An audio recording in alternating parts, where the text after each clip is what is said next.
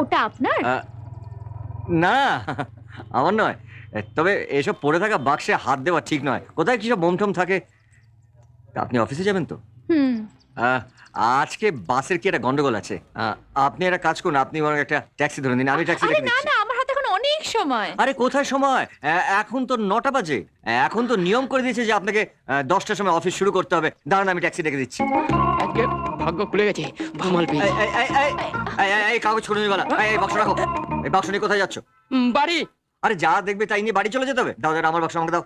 ওখানে পড়েছিল, ওটা আপনার হয়ে গেল কি করে? আরে ওখানে পড়েছিল না, ওটা আমি ওখানে রেখে দিয়েছিলাম। এই তো দাদা, কাঁচা ঢপ মেরে দিলেন।